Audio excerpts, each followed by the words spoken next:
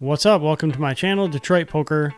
In this video, we're going to be talking about what to expect from live 1-2 and 1-3 players when they're bluffing and when they're not bluffing.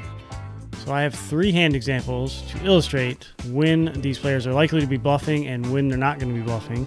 I make content aimed at inexperienced and recreational players at live low stakes like 1-2 and 1-3 no limit hold'em cash games, and my content is designed to help you improve at poker and potentially learn how to beat the game. So if that sounds like something that you're interested in, definitely subscribe to my channel and don't forget to ring the bell so you get notifications every time I upload new videos.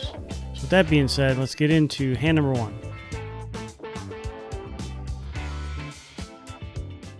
Alright, so in this first hand, we are playing 1-2 no limit hold'em, and Hero is under the gun playing $300 stack, and we get dealt Queen 10 of clubs. The button straddle is on for $5, and the small blind limps in from about a $200 stack. Hero decides to raise and bumps up to $20. Gentleman in middle position makes the call for 20, and he's playing approximately $100 behind, maybe a little over. And everyone else folds, so we're going off to the flop, heads up. And the flop comes Queen 8-3 with a couple of diamonds. And Hero decides to check the action over to middle position, and middle position hesitates a few seconds and he places a bet for $20. Hero decides to make the call for 20, and we're going to go off to the turn, heads up, and the turn comes a 9 of spades. So once again, Hero decides to check the action over to middle position, and middle position is hesitating for a few seconds, and he announces all in and slides his chip stack over the line, and the dealer counts it up is $84. Hero makes a call pretty quick, and we're going to the river, heads up, and all the action is closed. The river comes off a king of clubs, and Hero is waiting for middle position to turn his hand over. It takes him a few seconds, but finally he rolls over king jack offsuit. So middle position is going to scoop this pot up with a pair of kings.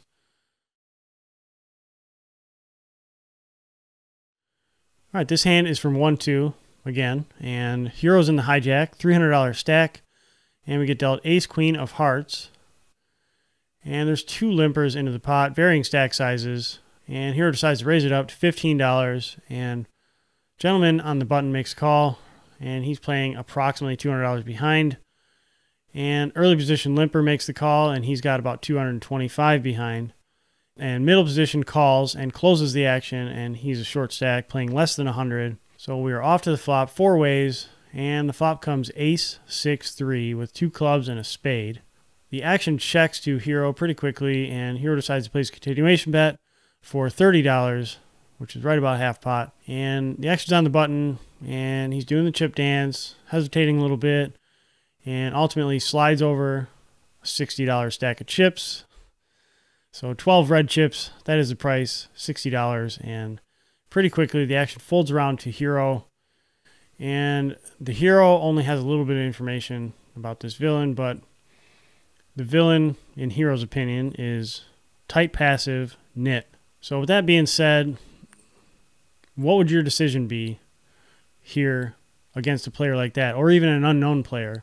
Would you call, raise, or fold? Ace queen suited. Think about that for a second and put your answer down in the comment section below. And now we're going to go over what this Hero decided to do. The Hero snap folded because he said this particular opponent is never ever bluffing. And it's going to have at least 2 pair here, probably a set.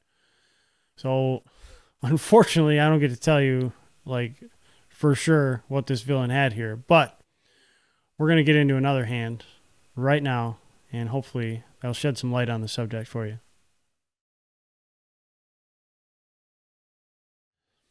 All right, this hand is from 1-2 again. Hero is in the hijack, $525 stack, and we get dealt pocket kings. There's 2 limpers into the pot for $2, and the Hero decides to raise to $15. And the action folds the gentleman in the button, and button makes the call. And this guy is semi-loose before the flop and pretty sticky after the flop. Everyone else folds, so we're going to take this flop heads up, and the flop comes queen 4 deuce rainbow.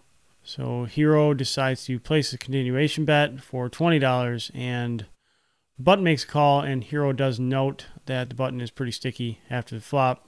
And we're going to the turn, heads up, and it comes a 4 of spades, so it does put a backdoor flush draw on board. And Hero decides to place another bet for $50 this time.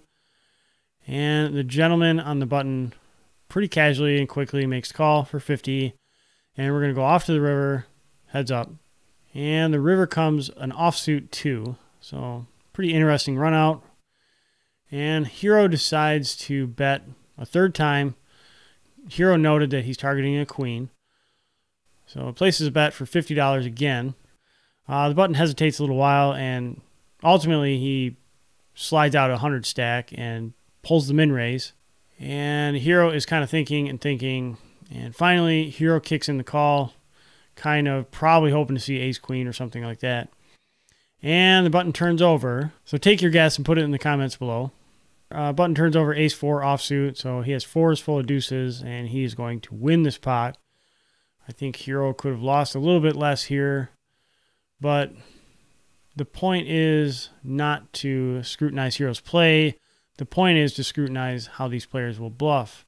In the last hand, we didn't get to see the villain's hand, and might have seemed like kind of a nitty fold, but I think in general, when 1-2 or 1-3 players bluff, they're going to do so when you give them an opportunity to bluff. They're not going to do it in the face of aggression. They usually don't have the courage to do it that way. Usually if you check to them, that's when they'll do the bluffing. If you play passive against them, they'll try to bluff you. But if you bet 3 times, don't expect a 1-2 player to raise you on the river and have a bluff. So I'm a poker player, an author, and I do offer poker coaching for players that are trying to improve at 1-2 and 1-3 cash games. Send me an email at livepokerplayer8@gmail.com if you're interested in getting some information about my coaching program. And don't forget to check out some of my other videos. I have lots of content. I have vlogs from different stakes and also a crash course for 1-2 and 1-3 no limit hold'em. Check out some of my other videos. Until next time, smash flops, stack everyone, print money, run good, all that good stuff. Peace.